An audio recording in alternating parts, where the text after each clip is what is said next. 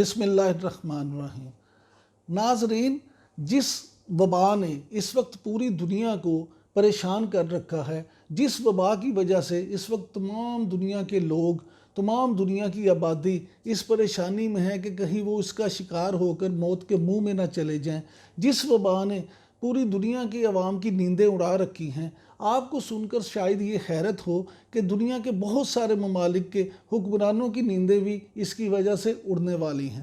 صرف عوام ہی اس وبا کی وجہ سے پریشان نہیں ہوئے، بلکہ بہت سے ملکوں کے حکمران اس بات پہ پریشان ہونا شروع ہو گئے ہیں کہ ان کا فیوچر کیا ہوگا، ان کا مستقبل کیا ہوگا، کیا آئندہ انتخابات میں ان کے عوام ان کو ووٹ دیں گے، کیا آئندہ انتخابات میں ان کے عوام ان کو منتخب کریں گے۔ امریکی صدر ٹرمپ سے لے کے پاکستان کے وزیر اعظم جناب محترم عمران خان صاحب تک تمام لوگ اس کا شکار نظر آتے ہیں۔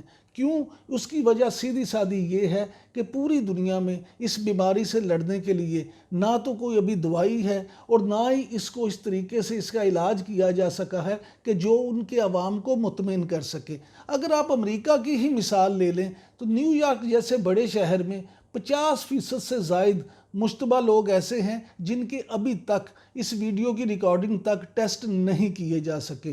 اگر آپ پاکستان کی مثال لیں تو یہاں پہ مشتبہ لوگوں کی تعداد ہزاروں میں ہے، لیکن ٹیسٹ صرف چند 100 افراد کے کیے گئے ہیں۔ اگر آپ پوری دنیا کے مختلف ممالک کا جائزہ لیں تو شاید جنوبی کوریا ہی ایک ایسا واحد ملک ہے جہاں پہ اتنے زیادہ ٹیسٹ کیے گئے اور ان ٹیسٹ کی مدد سے جو کرونا کا شکار افراد ہیں ان کو الگ کیا گیا اور پھر اس سے جنگ لڑی گئی۔ باقی ممالک میں تو شاید ٹیسٹ کرنے کی ایبیلٹی بھی پوری طرح سے نہیں تھی۔ اگر ہم پاکستان کی مثال لیں تو پاکستان میں معاملہ اس طرح سے ہے کہ پاکستان میں کرونا جیسے موذی مرض کے پھیلنے کی بنیادی وجہ ایک طرف تو وہ زائرین قرار دیے جا رہے ہیں جو ایران سے زیارتیں کر کے واپس آئے، یا دوسرے لفظوں میں جن کو ایران نے زبردستی پاکستان کے بارڈر پہ لا کے دھکیل دیا۔ بجائے اس کے کہ ایران ان کا علاج کرتا، ایران نے اسی بات میں عافیت سمجھی کہ ان سے جان چھڑا لی جائے اور ان کو پاکستان میں دھکیل دیا جائے۔ اگر آپ انسانی ہمدردی کی بنا پر دیکھیں تو ایران کا یہ فعل کو قابل تعریف نہیں قرار دیا جا سکتا، بلکہ اس پہ جتنی بھی تنقید کی جائے اتنی ہی کم ہے۔ اس میں آپ یہ دیکھیں کہ ہمارے جو مشیر صحت ہیں اس وقت حکومت پاکستان کے ظفر مرزا، ان کا کہنا ہے کہ شاید پاکستان میں 58% لوگ جو ہیں کرونا کا شکار وہ ان زائرین میں سے ہیں جو وہاں سے ایران سے یہاں آئے تھے۔ اسی طرح سے پھر دوسری ایک وجہ یہ قرار دی جا رہی ہے کہ تبلیغی جماعت کے جو کچھ لوگ تھے جو اجتماع میں ہوئے اور وہ اس کے بعد وہاں سے جب مختلف علاقوں میں گئے، مختلف شہروں میں گئے، مختلف قصبوں میں گئے، تو وہاں سے ان کے ذریعے سے بھی یہ کرونا پھیلنے کا اندیشہ نہ صرف بڑھ گیا بلکہ بہت سارے لوگ جو ہیں ان میں کرونا کے پازیٹیو رزلٹ آنا شروع ہو گئے۔ تیسری بات، ہمارے یورپ سے آنے والے لوگ وہ بھی ہیں، کچھ لوگ سعودی عرب سے بھی آئے، لیکن خاص طور پہ گجرانوالہ، گجرات، سیالکوٹ، وزیر آباد اور ان علاقوں میں جو یورپ سے ہمارے پاکستانی یہاں پہ آئے، ان کی وجہ سے بھی کرونا پھیلنے کی اطلاعات سامنے آئیں۔ ہمارے ہاں اکثر یہ کہا جاتا ہے کہ ہم اس بیماری سے لڑ کر اس کو ہرا سکتے ہیں۔ یہ بات بالکل ٹھیک ہے، کسی بھی بیماری سے ڈر کر زندہ نہیں رہا جا سکتا، لیکن کیا یہ بات ٹھیک نہیں ہے کہ صرف اس بیماری سے لڑ کر، اس بیماری سے نہ ڈر کر آپ زندہ رہ سکتے ہیں؟ اگر آپ کی تقدیر میں کرونا کی وجہ سے مرنا لکھ دیا گیا ہے تو آپ 70 فٹ گہری قبر میں بھی جا کے چھپ جائیں تو کیا آپ اس سے بچ سکتے ہیں؟ بطور مسلمان ہمارا ایمان تو یہ ہے کہ اللہ تعالیٰ نے جو لکھ دیا ہے اس میں کوئی تبدیلی نہیں کی جا سکتی، تو پھر اس بیماری سے کیسے بچا جائے؟ کیا اپنے آپ کو اللہ کے حال پہ چھوڑ دیا جائے؟ نہیں، بالکل ایسا نہیں ہے۔ ہمیں اس بیماری سے تو لڑنا ہے، لیکن اس سے زیادہ ہمیں اللہ تعالیٰ سے ڈرنا ہے۔ اس وقت ضرورت سب سے زیادہ اس بات کی ہے کہ ہم اللہ تعالیٰ سے ڈریں، ہم اللہ تعالیٰ سے اپنی معافی مانگیں، ہم اللہ تعالیٰ سے اپنے لیے رحم مانگیں، اللہ تعالیٰ سے گر گرائیں، اللہ کے سامنے توبہ کریں۔ شاید اللہ پاک کو ہماری توبہ سن کے ہم پہ رحم آ جائے، شاید ہمارے معصوم بچوں کے منہ سے توبہ سن کے ان پہ رحم آ جائے، شاید ہمارے گھروں میں رہنے والے بوڑھے افراد کے سفید بالوں پہ اللہ تعالیٰ کو رحم آ جائے اور اللہ تعالیٰ ہم سب کو معاف کر دے۔ ہمیں اس وقت صرف کرونا کے وائرس سے نہیں لڑنا، ہمیں اس وقت جھوٹ کے وائرس کو بھی ہرانا ہے، ہمیں اس وقت بد دیانتی کے وائرس کو بھی ہرانا ہے، ہمیں اس وقت تکبر کے وائرس کو بھی ہرانا ہے، ہمیں اس وقت رشوت اور حرام کے مال کو بھی ہرانا ہے۔ اگر ہم اپنے تئیں یہ فیصلہ کر لیں، اللہ تعالیٰ سے توبہ کر لیں اور یہ عہد کر لیں کہ آئندہ ہم سچے مسلمان کی زندگی گزاریں گے، تو آپ دیکھیں گے انشاءاللہ تعالیٰ اللہ تعالیٰ یہاں پہ وہ فضا بنا دیں گے کہ کرونا کا وجود سرے سے ختم ہو جائے گا۔ اگر اللہ تعالیٰ شفا دینا چاہیں تو دنیا کی کوئی طاقت، کوئی بیماری ہمارے قریب بھی نہیں آ سکتی۔ میں ذاتی طور پہ یہ سمجھتا ہوں کہ ہمیں دعا کے ساتھ ساتھ دعا کی اشد ضرورت ہے۔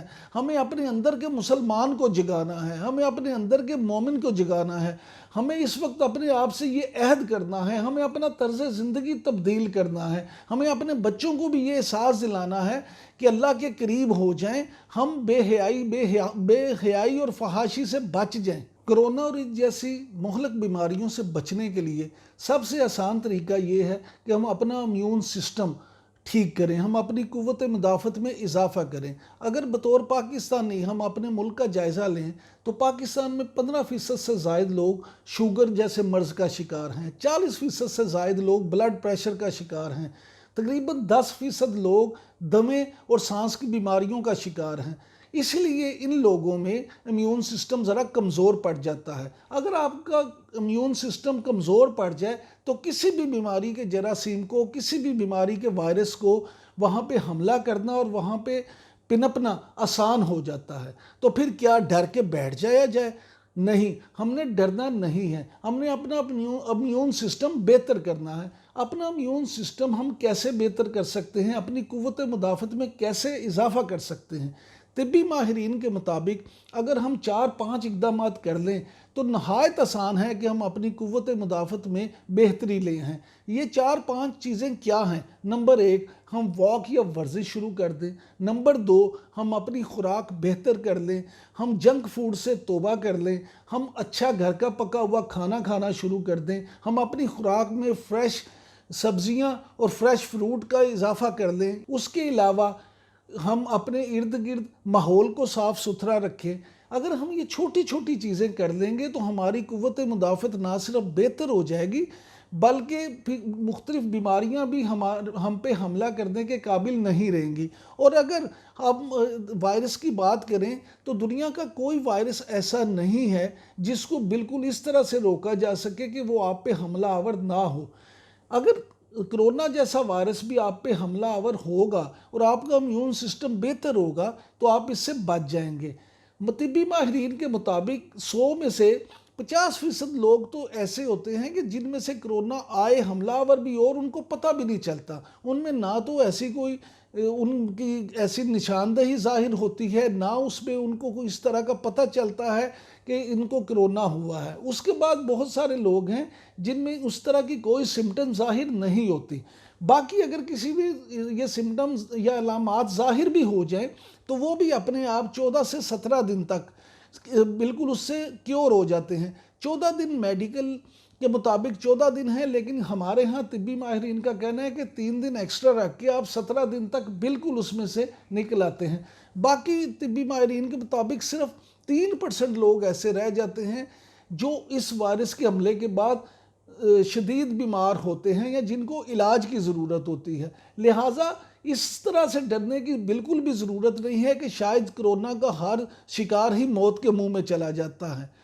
لیکن اس کے ساتھ ساتھ ہمیں یہ بھی یاد رکھنا ہے کہ اس سے نہ ڈرتے ہوئے ہمیں اس سے مقابلہ ضرور کرنا ہے اور ہم نے سوشل ڈسٹینسنگ پہ عمل پوری طرح سے کرنا ہے۔ ہم نے ایک دوسرے سے ہاتھ نہیں ملانا، ہم نے ایک دوسرے کو گلے نہیں لگانا، ہم نے اپنے گھر میں زیادہ وقت گزارنا ہے، ہم نے بغیر کسی وجہ کے گھر سے باہر نہیں نکلنا۔ ہم جتنی احتیاط کریں گے اس کے لیے اتنا ہی بہتر ہے۔ احتیاط سے نہ صرف ہم اپنے لیے بہتری کریں گے بلکہ دوسروں کے لیے بھی بہتری کریں گے۔